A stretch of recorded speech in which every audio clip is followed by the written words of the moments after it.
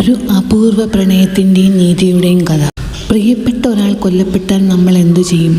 വർഷങ്ങൾ കഴിഞ്ഞാൽ ആ ഓർമ്മകളിൽ നിന്ന് നമ്മൾ പതിയെ മാഞ്ഞു പോകും, അല്ലേ? എന്നാൽ ജപ്പാനിലെ സറ്റോരു ടക്കാബ എന്ന ഭർത്താവ് ചെയ്തത് ലോകത്തെ ഞെട്ടിക്കുന്ന ഒന്നായിരുന്നു. 1999 സറ്റോരുവിൻ്റെ ഭാര്യ നമിക്കോ സ്വന്തം അപ്പാർട്ട്മെൻറ്റിൽ അതിക്രൂരമായി കൊല്ലപ്പെട്ടു. മുറിയിൽ അവരുടെ 2 വയസ്സുകാരൻ മകൻ പരിക്കേൽക്കാതെ ഉണ്ടായിരുന്നു.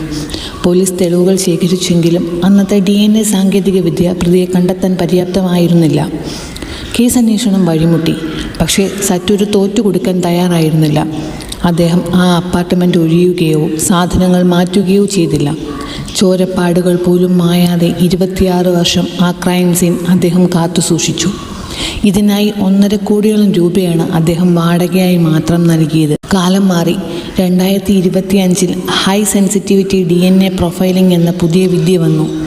സറ്റോരു കാത്തുസൂക്ഷിച്ച പഴയ തെളിവ് പോലീസ് വീണ്ടും പരിശോധിച്ചു. ഒടുവിൽ ശാസ്ത്രം സത്യം കണ്ടെത്തി. പ്രതി മറ്റാരുമായിരുന്നില്ല, സറ്റോരുവിൻ്റെ സഹപാഠിയായിരുന്ന 69-കാരിയായിരുന്നു.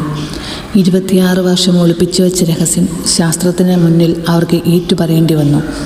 സറ്റോരുവിനോട് അവർക്ക് പ്രണയമായിരുന്നു. അയാളോടുള്ള ഇഷ്ടവും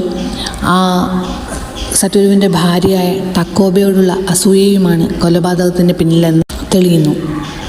നീതി വൈകിയേക്കാം, പക്ഷെ ഒരിക്കലും നിഷേധിക്കപ്പെടില്ല.